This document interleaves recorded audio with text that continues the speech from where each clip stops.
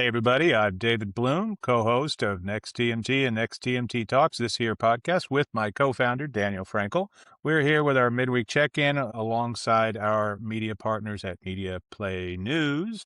Thanks to them for their support and help. And today we have some conversations about, it feels like an odd subject, but not so much. One of the most dominant platforms in the universe, perhaps the most dominant platform in the universe, is getting more dominant. You want to talk a little bit about it, Daniel? Yeah, a research company that focuses on the telecommunications with the wireless business specifically, among several sectors. Recon Analytics, through light reading, published a really interesting study. Over 104,000 US consumers tracked over 5 quarters. That's a huge sample. That's a gigantic sample. Yeah. There's not a lot of studies like that unless you're talking about like dating sites, when they've got, access to tens of millions of people, They're talking about the lonely US hearts. market. Apple Wow. ended 2025 with 55.9% of the US installed base of wireless phones. They control nearly 56% of it, up nearly 6%, 5.9% in a single year, while Samsung, the Android competitor, fell about 5% and has about 28% of the market at this point. And why I find that really astounding is, a year ago we were talking about Tim Cook has Trump problems, the tariffs are going to kill him, and his lead designer. Let me just clarify. You were talking about that. I was going, I think they're going to be He has okay. He's going to use always that been Auburn measured upbringing and and not prone to hyperbole. Everybody knows that about me. Anywho, I may have overstepped. I feel bad about it. I know, shocking, like dee, dee, dee, dee. Anyway, there was all sorts of gloom and doom. Also, they lost their lead designer to OpenAI. The era of the smartphone, we're going to go into glasses or something. Well, a year later, glasses are out, and the iPhone is still very much a thing. This is 19 It's years after the like product. double down thing, actually, really. I mean, what was it, 6% you said it's up? That's a lot because it's taking some share from presumably also the very, very good phones that Google itself makes for Android, as well as Samsung, which has been the number two for a long time. Now, this is only the US, though. It's important to note that Android remains the market leader as a whole worldwide. But all the money, honey, is right here in the US of A. That's where all the money comes in on the app stores and the games and all that stuff. So this Right. is interesting stuff to see. So do they have any attribution to what's drawing people in? Because the whiff was, oh, you're not doing AI right. Oh, you screwed up AI. You're going to lose forever. You're dead in the water. Siri's an idiot, et cetera, et cetera. And that doesn't, they were trying to sell phones with like a smarter Siri. And now they're not trying to sell phones again yet, but maybe we've got Worldwide Developers Conference in about 2 months now in early June. So probably they'll be selling smarter Siri and selling more phones again. Well, they do address that. According Mm. to Recon Analytics, this is their words, Apple's not winning on specs. The iPhone 17 has a smaller battery. But it never has, right? So it never has. It's always been a little slower. Google's going to have some cool thing that it's doing with computational photography before Apple does it. Samsung comes out with foldable phones. Apple Yeah, still doesn't have a foldable phone out, really. So on and on and on. switching away from Apple means abandoning your digital life, the digital ecosystem that you've all the Hmm. friends and the ability to, like, when you're on your computer to send chat messages, and you can't get those messages over Android, you have to go to your phone. There's all sorts of little ways that being part of that ecosystem becomes a little bit addictive. So, But yeah, if you have more than one Apple device, it's certainly a better experience because they integrate them so nicely with all the back end. Like, here's all your stuff, here's all your things. It's the same over here and the same over here, and it works. It just works. It talks to each other. And they've done that for a long time. The company celebrated its 50th anniversary last week, which is hard to believe. And Apple's iPhone is celebrating its 19th, I think, birthday right? pretty soon. They've been around for a while. I think the thing that's really easy to forget about in all this, because Wall Street has had a complicated relationship with Apple in the last year and a half because of exactly the same sorts of stories you're talking about. Oh, they're done. It's time to get a new CEO. The design guy leaving, it was actually surprising how many people were like, and don't let the door hit you in the ass on the way out. I mean, there were a lot of people in Apple that were not. It's like we suckered Zuckerberg on that Right. one, you know.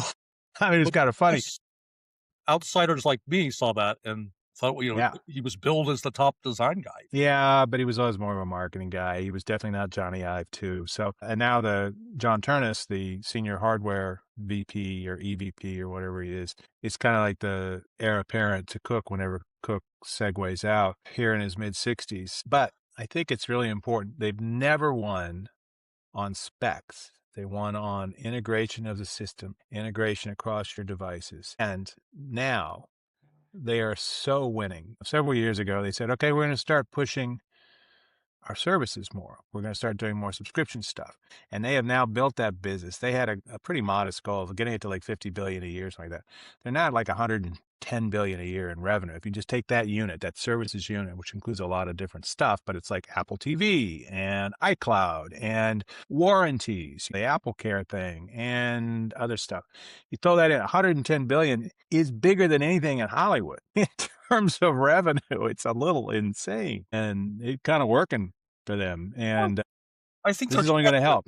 it seems like in the natural order of things, the precedent, CEOs that have been in charge of large global technology conglomerates last a certain length of time, and it seems like Tim Cook has served that length of time. You don't see the Sony Walkman ebbed after a while, even as dominant as that was for a while. Consumer electronics products, you don't see them lasting a dominant part of our consumer lives for 2 decades and going strong. Maybe there's an example I don't know. Well, you say that, and I just happened to look. GE was the dominant power in the 2000s. Jack Welch was the chainsaw Jack, was buying and sawing down companies and doing all that stuff. And he left, and GE fell apart pretty quickly under his successors because it turns out some of what he was doing wasn't really as sustainable as the Wall Street fans thought, and Jack sort of fell out of favor. But then they split the company up into three, and all three of those companies, like Vernova, I only wish I'd bought this a long time ago. I had literally a share and a half of it. It's now worth $1,000. It's insane. Wait, you own stock in the companies you cover? I don't cover GE Vernova, but GE Vernova has been very nice to me over the last 3 or 4 years since it spun out of GE, long after it got rid of, NBC Universal and all that stuff. So it's really interesting to see that even a company that was big back in the day, IBM, kind of back, Yeah. sort of back, in this whole AI era. These things don't go away. Cisco, a darling of the first internet era, has had a bit of a renaissance and is a pretty solid company again in the whole AI race because it connects things at high speeds. So, Anyway, I just or thought as it was I say to interesting Vivian, our beloved producer, it connects things. as verticals and short form content makes internet video consumption over mobile popular again. For a while, it seemed like it wasn't as much of a thing. Apple being the dominant platform has relevance. So thought I'd bring it up. Yeah, well, absolutely. It's a good experience, and now you can shoot it in 4K. You can cut it on Adobe Premiere or CapCut or a whole bunch of other tools and put something up and throw it onto all your different outlets and share it and become a famous video star like you and me, right? Yeah. But I do find it interesting because this narrative on Wall Street was Apple is done. Apple is done. Why would anybody have Apple stock? And turns out there might be reasons occasionally to have Apple stock. It's going up again now. It's far above what it was. They had a stock split, I don't know, 6 years ago now, something Yeah. like that. But it's going back up. It's rising up again, and this is going into WWDC. It's almost like the swallows returning to Capistrano. It's the investors returning to Cupertino. It's not quite as romantic. I mean, there's no mission style architecture at one infinite loop, but they're coming back, baby. They haven't gone away. So, It is as the interesting, stock market whisperer, maybe you can yeah. answer this. And this is a change of subject here. David Ellison confirms that, hey, 24% of our $24 billion of the money we're getting to buy Warner Brothers Discovery comes from Jared Kushner's friends or Yeah, Middle East it's sources, Middle Eastern friends, three public and investment that funds or sells the three stock up sovereign wealth funds. 11%. Why does Wall Street prefer they get their money from the Middle East? Well, because it feels a little bit less perilous than what's going on with Oracle. We say all that with this little incursion, whatever our only president was trying to say when he was trying to say it's not a war. But that 24 billion is coming from three Middle Eastern sovereign wealth funds, Abu Dhabi, Bahrain, and Saudi Arabia. There's also $1 billion coming from Larry's new friends. I think it's at ByteDance, which owns Right, so the most market's of looking at what Larry Ellison's most of doing, TikTok. investing in all this AI. Well, not just investing in AI, but taking out a massive amount of debt to Right, build out that stuff. And his leveraging on his main business is much higher than it has been, though he's always done a lot of that right, kind of and stuff. he's competing with Amazon and Google, and his And Microsoft, what could go wrong? yeah, Well, his he's done business is okay over the the same. years. He's done Yeah, okay. it's not the same kinda animal, though. I've heard No, of it's not the game, but the real issue is Larry Ellison was the $40 billion backstop on the Paramount Warner right, and Brothers this tells deal. me they doubt him a little bit. And they were like, okay, but you know, you got a lot of debt over on your main gig, which is putting all the money into your pocket to put into your son's project. Right. And probably it'll work out. But if you're about risk, and when you're talking about billions of dollars, risk is heightened, shall we say? So that's why they were under scrutiny. Now it's interesting that three not just sovereign wealth funds, but three major targets of Iranian missiles and drones are are backing this stuff. But they're like, that's okay because they've got $1 trillion or $2 in their sovereign wealth funds. They can rebuild their natural gas facilities or whatever, or pop a new pipeline across the Arabian Peninsula. No sweat. So we know they're good for it, basically. And we know they have ambitions to be in entertainment, which includes entertainment in the United States, even though they say they're not going to have any decision-making power. They're going to give up any voting power just by putting in nearly a quarter of the money that's being proffered So up they're looking at Larry Ellison, impossibly. he's taken a major gamble Yeah.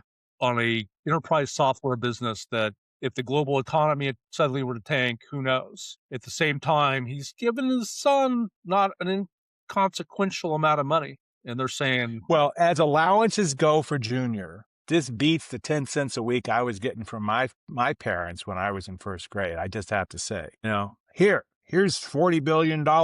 Go buy a movie studio with a lot of debt.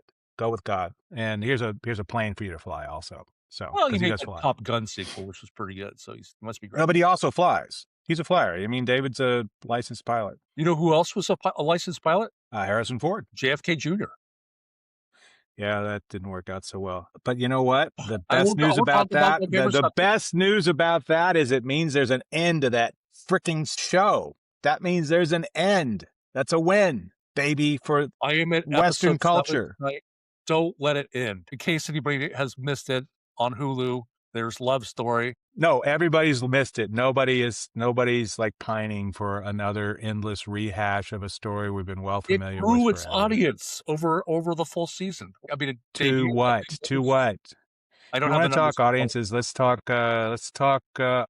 Was its audience bigger than the viewership of the March Madness winners this weekend? Mad props, by the way, to Michigan and me. Yeah, UCLA, your favorite school, or not, winning the men's and women's, respectively, March Madness titles, to go with that Indiana crushing win in the I football haven't stuff. seen the numbers. Are they out? I mean, it's Wednesday. Some numbers I saw briefly, they were fast numbers for the women, were very good. We're definitely seeing a big uptick. People like Lauren Betts from UCLA are going to be zooming into the WNBA in a couple of weeks and playing for the WNBA within 3 more weeks after that or so. I mean, it's going to be a real whirlwind. These young women coming out the way the WNBA season is, it is barely 2 months after they have the end of March Madness. So if you're a star like Caitlin Clark or Angel Reese, Paige Beckers, and you're going I all the way to the just final tune in game, to watch college coaches at that level. yeah, I'm surprised any of them ever try to transition to the NBA because you can't talk they do. professional athletes the way these guys talk. Listen to Coach Hurley address his players as the game is slipping away. I can't believe how soft you guys are. and just letting them have it. It's sort of like you're a millionaire based on your NIL money. You have to listen to this guy call you funny names. It's weird. Only for a little while, you know? I mean, it's not like you're signing up to get a gold watch and spend 40 years listening to this guy rant at you. I mean, it's tops 4 years, and usually it's gonna be less than that, it seems like. If you're any good, you're gonna be just a little stuff. But the fact is there are people like Billy Donovan who've gone back and forth, Fred Hoiberg, who's gone back and forth, Fred's at Nebraska, which had a great season this year. There are people that go back and forth, and they are probably the forward-looking types. The guy that coached Michigan, he took a team that was 8-26 2 years ago, Oh boy, here we had go. all transfers as starters this year. He's We this are very going to chilled out, launch low key, a Sports Week highly prepared guy. Yeah. publication in the next 365 days, so you can get it all out. You're worse than me. I'm just saying that stuff's there. I did want to not lose track of another thing that Apple's doing. You know, Apple put a lot of money into, apparently. I've been listening to this great podcast. It's about 5 hours looking at Sounds the like a history of Formula Formula One. One discussion. History of Formula One, which is very colorful. Yeah. They talk about, one of the things they talk about, everybody says that Drive to Survive, the Netflix show, really made it happen for Formula One in the United States. I didn't realize, because they put some numbers on it. So they added something like 77 million new fans. The female to male ratio went from like 6% female to 40% female. They watch the races, but really they're watching all the other stuff around it. Formula One was inscrutable to Americans for decades, and Drive to Survive gave it personalities and Real Housewives kind of flavor in terms of the corporate boardroom I politics. think, like the drivers, you didn't realize what kind of athletes they were. You didn't Oh realize my what God, yeah. team commitment and Yeah. resources you need to succeed in that business. It was These are now businesses. These racing teams are valued at over $1 billion. I think the Mercedes team is at $6 billion. It's valued at $6 billion. Now, there's some interplay between Mercedes, the car maker, and Mercedes, the race team. So Mercedes doing well in Formula One feeds into that. These have become so big, and now they've got the Vegas race, they've got the Miami race, they've got the Austin race. Those are real American races that are big events. Now, right now, speaking of things that are not happening in the Middle East, 2 Formula One races, they're on hold. But Apple just took over after paying a deal that reportedly goes at $150 million a year for 5 years for the Formula One rights. They did the first 2 races in Australia and China. 2 were going to be in Bahrain and Saudi Arabia. Not happening right now for obvious reasons. You don't want to add craters in the racetrack to the challenges of going at 200 miles an hour in a rocket on wheels. But I mean, that thing's pumping up, and they get 1.5 million, less than 1.5 million views when ESPN gave them up. But 150 million is a really interesting thing, because a few years ago, Formula One gave the rights, literally gave the rights for zero to ESPN with a provision that you can have them for free. You just have to show all the races around the world. We're talking about the U.S. market here, right? Europe. The U.S. is the untapped, Right. gigantic opportunity. They mentioned Atlassian, which can you is give me a sense of names. scale? How much? I mean, if these teams are worth the billions of dollars that you just described, the TV money in Europe must be exponentially higher. Well, it's not just Europe. I mean, the European Broadcasting Union does broadcasting for all of that. Then pay TV came along and took it over. But it's not. It's important to remember, this is not just Europe. It is huge in Asia, huge in Latin America, big in Australia. Not a huge market, but big in Australia. Its biggest market is what? Europe, though. So Asia. Well, that's its roots. Right. Ferrari's been there every year since the start. What kind of TV money are they getting? Well, okay, so sponsorship. So name sponsorship, to name the team, might cost you $100 million a year. Having your company's name on the box that's right behind the driver. Yeah. They have this halo thing to help immobilize their neck so they don't snap their neck in an accident. That's like $7 million. To have your name on the driver's coveralls. They finally got fireproof coveralls like in the 90s. That's what we should sell. Maybe we should make it harder for them to burn. Let's just do that. That's $1.5 million.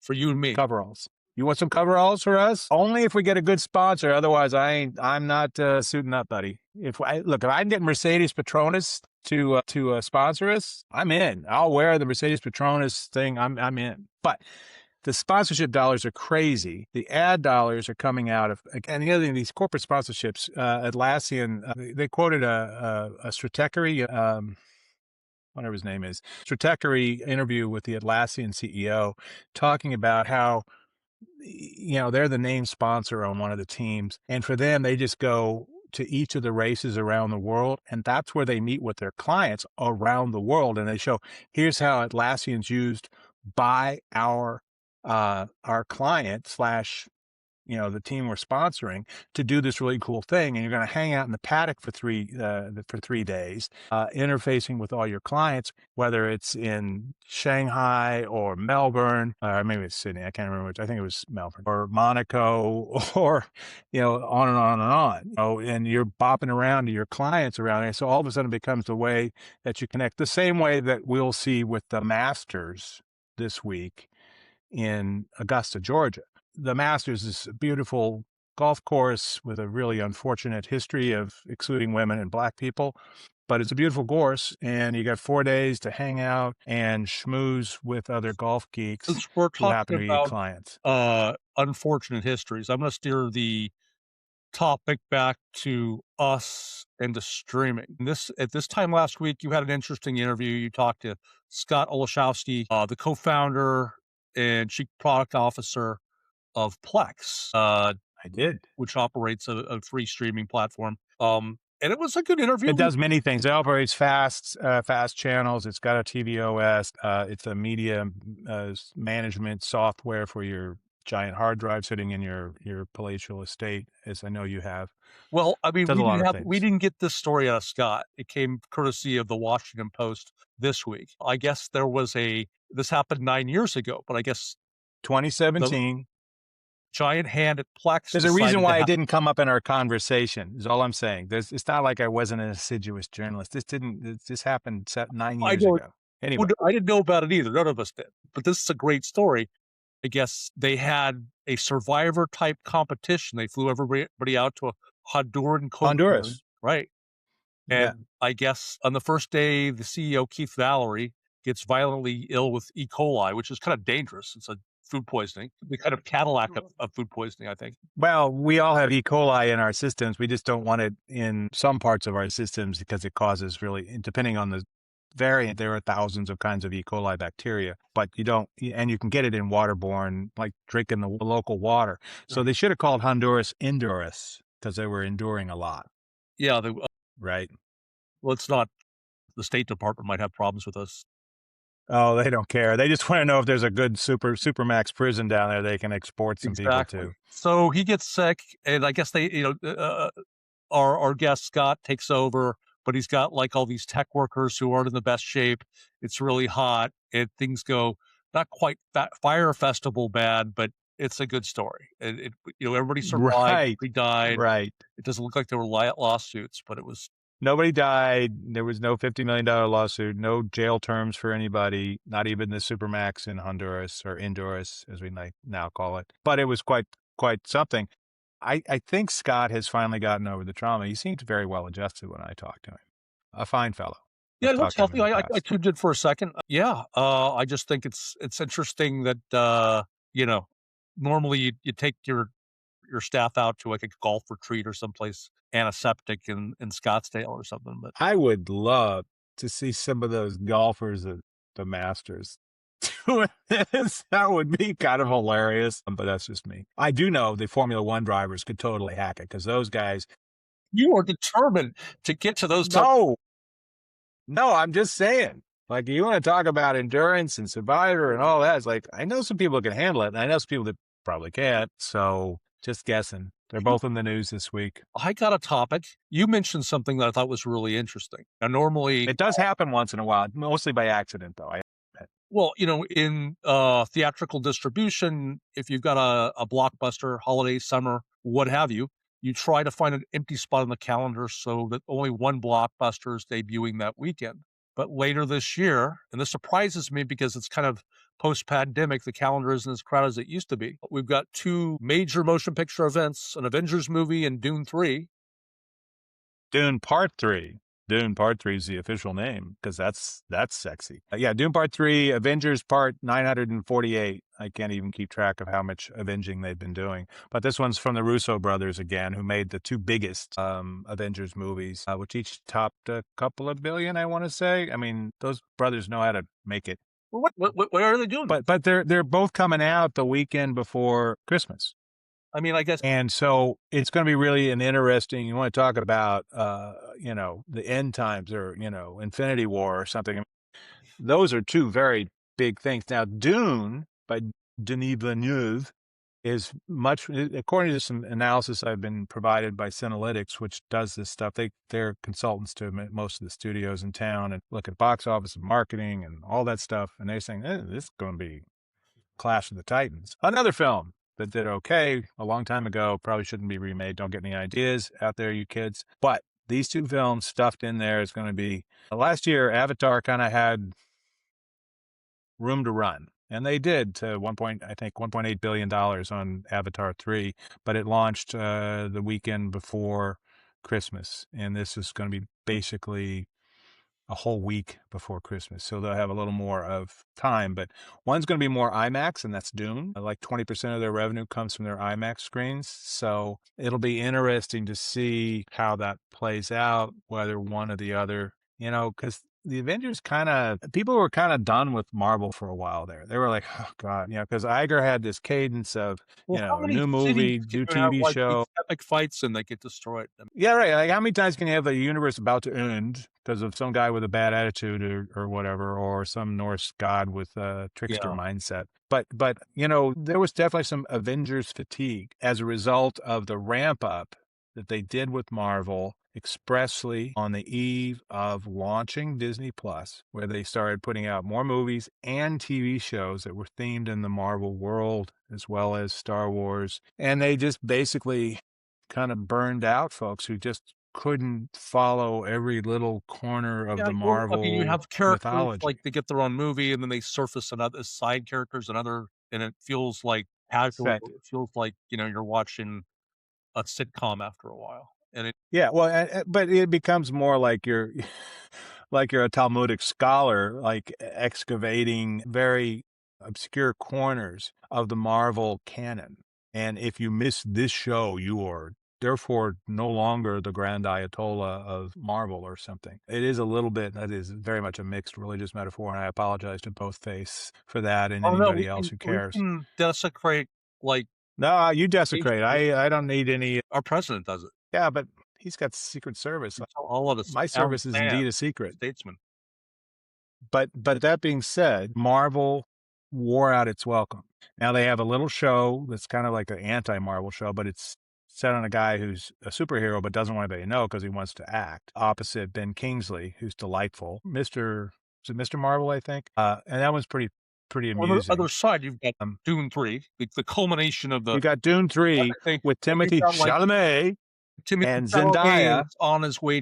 There's a little bit of they build him up, and now they're in teardown mode for his because he didn't say the right things about the opera. That was left. Well, yeah, there Came is across as more no glib and flip. there is no hell like the hell of spurned ballet and opera I think it's because he stars grew a little mustache, who had a little were facial known hair, for their love of dared to Marvel try to be a and man. Dune. I mean, whatever. They're going to show up. It's going to be I mean, Denis Villeneuve directs stunning films, and they are works of art as well as true to their science fiction roots of Frank Herbert's Dune series, which goes on, I hate to tell you folks, like 7 books. But he got through the first giant fat original Dune in 2 movies, so this is promising. Maybe he'll only do 9 more, and we'll get tired of Dune soon, maybe. So we Or did actually, not get Timothy to the Chalamet will be 900 years strategy old by then. why 2 movie studios said, "Hey, let's compete with each other," but What they said was, we're not giving up on Christmas weekend or yeah, Christmas week. That's really the bottom line. I see. So, but it does set up quite an interesting fight because those are 2 gigantic franchises, and they're even bigger than Formula One. And it'll be interesting to see who wins out. There's lots, Euphoria is coming to HBO, I believe, this week with Zendaya getting lots and lots of attention. Chalamet was up for an Oscar for Marty Supreme just a month ago. So, and they were running Dune stuff for that. I'm not seeing a lot of Avengers Where's the stuff. I box think I've office seen right some, now? but We're not. tracking ahead. Yeah, Last time I checked, do you know what the percentage is right now? I don't know what it is. I haven't seen it in a little bit, Well, it's but up, right? it's so far out. It's so far out. But I mean, they're already advertising the Dune stuff heavily now because of Zendaya's thing in HBO, because of Chalamet and the I'm gonna Oscars and pay Marty for it. I'm Supreme. gonna go.